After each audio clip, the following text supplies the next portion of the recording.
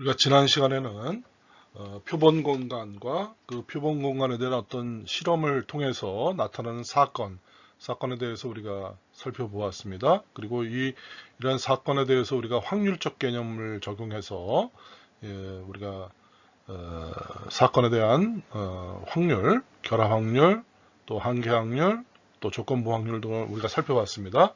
근데 오늘은 이제 이런 사건에 대해서 이 사건에 나타날 수 있는 결과를 하나의 변수로 처리하고 그 변수에 대한 가능한 값들에 대한 각각의 확률을 이거를 표로 나타내서 정리하는 이런 확률 분포에 대해서 우리가 학습을 해보겠습니다.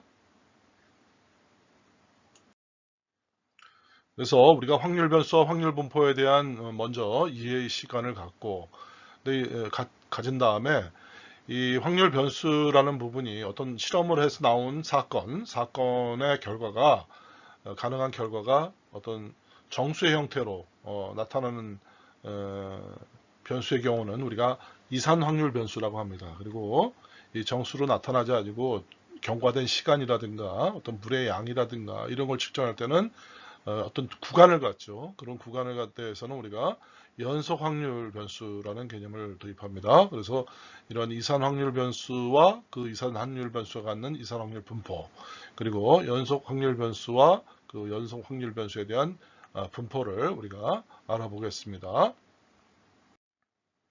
그럼 먼저 확률 변수와 확률 분포의 이해에 대해서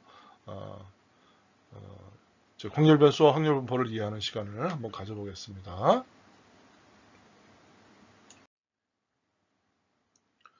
자, 이제 확률 변수라는 것은 우리가 이제 샘플 스페이스 S에서 어떤 실험을 해서 A가 나오죠. 그럼 이 A라는 사건 A가 나오면 이 사건의 가능한 결과가 X1, X2, X3 이러한 결과를 갖는 집합이라는 걸 우리가 지난 시간에 살펴보았습니다. 그러면 이제 우리가 이 확률 변수와 확률 분포 부분에서는 이걸 어떻게 보냐면 이러한 요소를 확률 변수 X로 잡는 거죠. X로 요걸 변수 처리한다는 거예요. 근데 이 변수는 어떤 확률적인 가능성을 갖고 있다. 그래서 PX라고 하죠. 이렇게. 근데 이 확률 변수 X는 가능한 값이 X1, X2, X3 요 요소대로 이렇게 대응을 시키는 겁니다. 그리고 그랬을 때 P의 X1 P의 X1은 결국 우리가 뭐 지난 시간에 구해봤죠. P의 X2도 구할 수 있죠. P의 X3 이렇게 해서 이렇게 표로 나타낸 거 요거를 우리가 이건 이제 확률이고 요런 부분을 확률 변수고 확률 변수라고 하고 그런 확률 변수에 대한 이게 이제 확률이죠. 요거는 확률 변수의 값입니다. 가능한 값. 그리고 값에 따른 확률. 이렇게 보는 거죠. 그래서 요 전체를 우리가 요거를 우리가 변수 x의 확률 분포다. 확률 분포라고 우리가 얘기를 합니다. 근데 이 x가 어떤 정수값, 정수 형태의 값으로 딱딱 떨어지면은 이거를 우리가 이산이다. 그래서 디스크리트 이산 가족할 때 뿔뿔이 흩어져 있죠. 이산 가족할 때 그 이산입니다. 그래서 이산, 즉 영어로는 이제 디스크리트라고 해요. 디스크리트. 이런 정수 형태로 갖는 걸 우리가 이산 확률 변수라고 하고 또 x 값이 뭐 0부터 1 사이, 1부터 2 사이 이런 식으로 연속된 값으로 연속된 즉 요 부분이 부분이 이렇게 x1은 0부터 1 사이, x2는 1부터 2 사이 이런 식으로 어떤 구간적으로 연속적인 값을 갔을 때 이걸 우리가 연속 확률 변수라고 합니다. continuous. 그래서 우리가 확률 변수는 이산 확률 변수 아니면 연속 확률 변수 두 가지로 구분이 됩니다. 좀 전에 설명했듯이 이 확률 분포, 그래서 이 확률 변수 x가 어떤 특정한 값을 나타낼 때, 즉 x1 나타낼 때 그 확률을 p의 x1이라고 하죠. 그래서 아까 얘기했는데 x가 있고 이게 x1, x2 이게 이제 확률 변수입니다. 이게 지금 이것은 이산으로 이제 보자고요. 그럼 px 그래서 p x1, p x2, p x3 이렇게 표시한 걸 이거를 우리가 확률 분포다. 확률 분포다 이렇게 얘기해요. 그래서 이게 확률 변수와 확률 분포를 하나로 표시한 걸 우리가 확률 분포표다. 확률 분포표라고 우리가 설명을 합니다.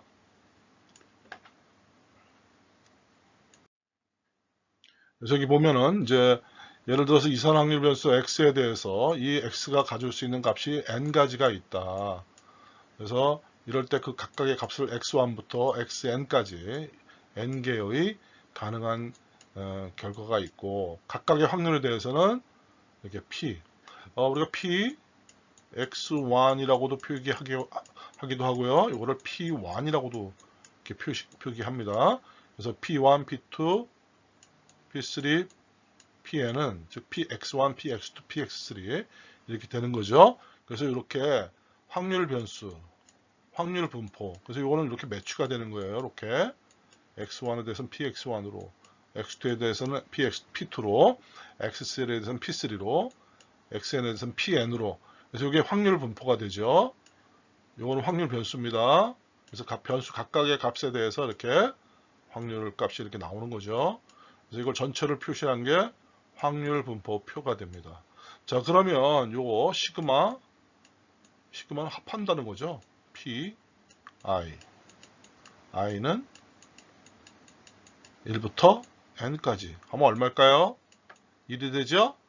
그리고 PI.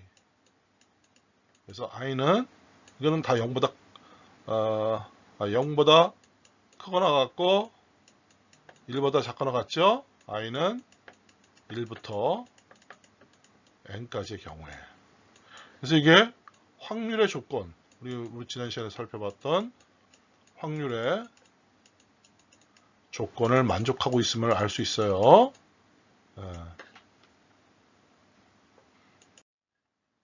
자, 그래서 여기 예를 보면 우리가 동전 3개를 던진다. 동전 하나의 샘플 스페이스는 H와 T죠. 근데 실험을 해요. 앞면의 수.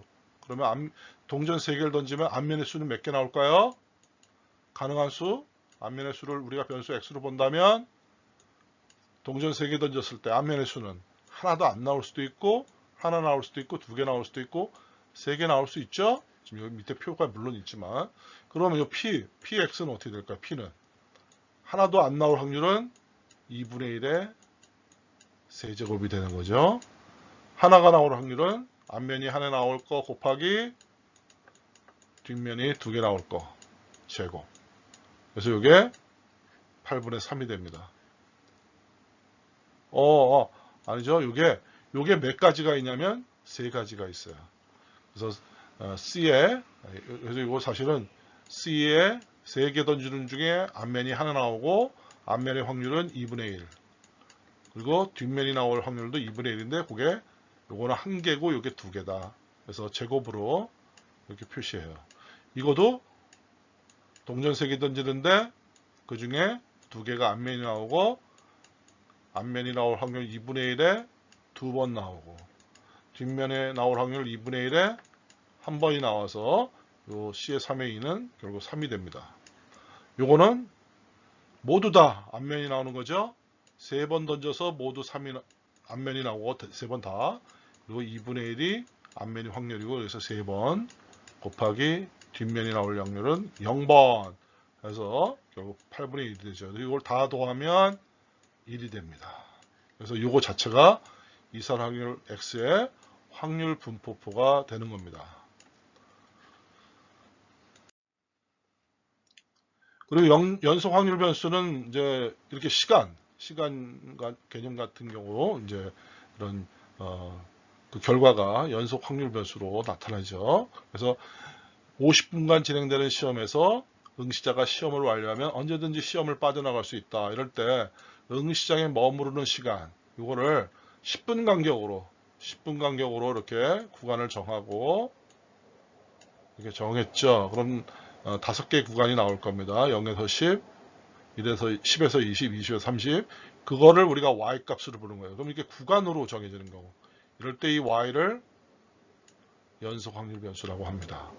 그리고 이럴 때 또 학생들이 그동안에 머문 걸 이렇게 조사해 봤더니 0에서 10분 사이만 머물고 바로 시험 보고 나가는 사람들 한 3.2%, 또 10분에서 20분 동안 시험 보는 학생이 4.3%, 그리고 20분에서 30분 사이까지 머무는 학생들이 24.7%, 그 다음에 30분에서 40분 사이가 51.9%, 그리고 끝날 때까지 머무는 학생이 15.9%. 그러니까 끝난다는 건 40에서 50분 사이까지 계속 있는 거죠. 그러니까 결국 이게 제일 많네요. 그래서 이걸 합하면은 1이 될 겁니다. 그래서 이렇게 이런 y가 어떤 아까처럼 정수값이 아닌 이런 구간값을 가질 때 우리가 연속 확률 변수라고 하고, 이런 구간별 확률을 구할 때 이거를 연속 확률 변수의 확률이다. 그리고 이걸 표로 이렇게 표시한 게 확률 분포표다. 이렇게 분포표라고 우리가 얘기하는 거죠. 그래서 또 여기 예를 보면은 이 원판이 있는데 이 원판을 던져서 이거 멈추는 것, 가리키는 것, 이거를 실수를 확률 변수 Z라고 지금 여기 했네요. 그러면 Z값이 멈출 수 있는 것은 0부터 12까지의 눈금으로 지금 보이죠. 근데 사실은 눈금은 0에서 1, 1에서 2, 2에서 3, 3에서 4 해서 11에서 12. 확률은 얼마일까요? 확률은 똑같죠? 12분의 1로 다 봐야겠죠? 전체 다. 그러면 이게 하나, 둘, 해서 몇 가지예요? 12가지입니다. 그래서 12분의 1이 12개가 있어요. 그래서 전체 확률을 다 더해보면 결국 12 곱하기 12분의 1이 돼서 전체 확률은 1이 될 겁니다. 그래서 이것도 역시 Z를 이렇게 하고 확률로 P를 Z로 하면 이것이 하나의 확률 분포표가 되죠. 그래서 이 Z의 가능한 값이 다 구간으로 나타나 있어요. 그래서 이거는 연속 확률 변수가 되는 겁니다. 그래서 여기 이 구간을 근데 구간을 나눌 때 아까 내가 설명한 것은 1로 나눴지만 우리가 구간을 2로도 할 수도 있고 3로도 할 수도 있고 이렇게 또 구간별 그 범위를 마음대로 이렇게 지정할 수도 있어요. 임의로 지정해서 이렇게. 근데 사실 이런 경우는 별로 없습니다. 이런 경우는 조금 뭐 이렇게 어떤 특정 구간이 데이터가 많다 그럴 때는 좀 이 구간을 좁게 하기도 하는데 보통은 이 구간에 가능한 값을 이 범위를 동일한 구간으로 이렇게 하는 경우가 대부분입니다.